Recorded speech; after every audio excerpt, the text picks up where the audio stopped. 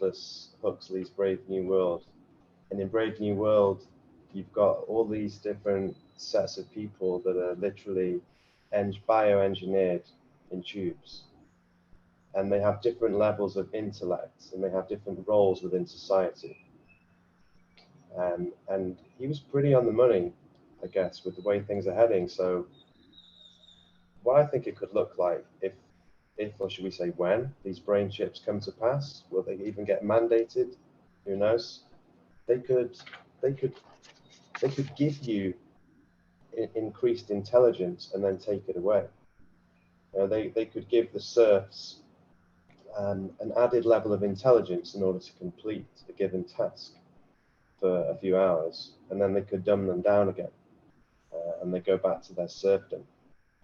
So that's the way I see how insane it could get with the level of control that the state would have over everyday people. The government will misuse every tool that it could ever get its hands on to accumulate more power and oppress the people. I think it's been doing that for thousands of years, since, probably since the dawn of humanity. Sharpened rocks were the first thing that they probably used to oppress people. And I just wonder if there's people saying that without those sharpened rocks, that everything would be fine. Well, the problem is, as Nick said previously, it's the scale, it's the capability. Yes, governments have and forever will probably use whatever tools that they have at their disposal. The problem is that AI, as it develops, it'll open up entirely new possibilities of maintaining social control that previously didn't exist. So if you look at the danger of a government monopoly on sharpened rocks versus, the 15-minute city where you're under constant surveillance, everything you eat is monitored, the possibilities for them to develop new ways to control the peasants will just multiply. It'll be exponential, Yes, and the possibility for the peasants to fight back will multiply and be exponential as long as we have the technology in our hands as well.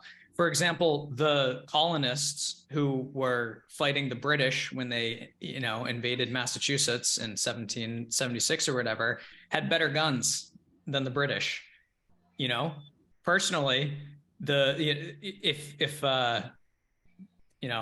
we could own machine guns. Biden likes to say you need F-16s and machine guns. It's fine, whatever technology the government has, I should have. And what about nukes? What about nuclear weapons? Nukes is a little bit of a different argument, right? Because it's not a precision weapon. So in the self-defense argument, it's anything that I could use for self-defense. Can you possibly use a nuke in self-defense? I don't know. Now, should you have the technology available to make electricity? I kind of think so. Again, the potential for misuse, is it more likely that a random individual would end up using that technology to destroy humanity than in the hands of governments? I don't know. But in general, I don't think either of you would. Well, maybe you would. I don't know. Arguing that certain technology should stay out of the hands of individuals and in the hands of government seems like a little bit of a departure from all of our positions about who the biggest threat is right now. It's futile to assume that we couldn't get the same technology, because there'll always be black markets, there's always pushback. But I want to focus on something else, because I think you just stumbled on a really good point unwittingly. The most powerful weapon on planet Earth, it isn't the most powerful machine gun, it isn't about nuclear bombs or energy-directed weapons. The most powerful weapon is story. The most powerful weapon is narrative. And I think this is something that we have to absolutely keep at the forefront of our minds. And this is what I hope this podcast and what we write about gets people thinking differently and helps to expand their consciousness. And the reason this is so critically important to understand is because we're having these conversations about brain chip interfaces and whatever else, dystopia hellscapes coming down the pike to subjugate humanity. And you see X number of months, years ahead, and you think, well, how the hell would anybody accept that? There's no way that they would accept that. But they would and they will, because of the narrative and the propaganda. So the way it goes with everything over the last 3 years in the mainstream is, you're such a conspiracy theorist, you crazy tinfoil hat wearing conspiracy theorist. We would never do that. We would never do that. And then all of a sudden, they get the rapid response mechanism together, and the next day, the headlines, of course we do that. We've always done that. It's always been like that, you crazy conspiracy theorist. Whatever they push, as long as the media spins it as being good and convenient or safe or protective, the normies will just lap it up. I think the answer to that is clearly the opposition needs to be better at telling stories and using the technology to our advantage.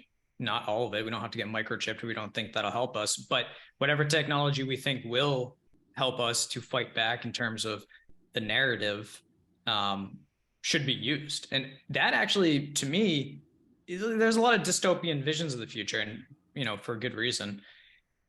But I think there really is the argument to be made that things get a lot better with the technology in the hands of individuals. And if it's an arms race to outcompete the government, like, is the government efficient and effective and good at spending their money? Or whatever, if it's not the government, the organizations above them. I see humanity winning. I see the good guys winning eventually. And I think that it's hard in the midst of it. We're in the midst of this information warfare, real battleground. We're really in the middle of it. But you see all these signs of the media has that power right now, but it seems like it's coming to an end. And I think it's really important, if you don't want a vacuum of power when it comes to the media or whatever, to start working on those alternatives, those parallels, parallel society, parallel economy, those new businesses and those new ideas and those new stories. That to me is seems to be what the answer to all this is, because it's not going away. These things are going to stay with us. The government cannot be trusted to use it or regulate it. So is that the ultimate answer? Is that we have to understand as much as we can about this, use what is beneficial, reject what might enslave us, and really just get on the right level with talking about these things and sharing these ideas and linking up with like-minded people.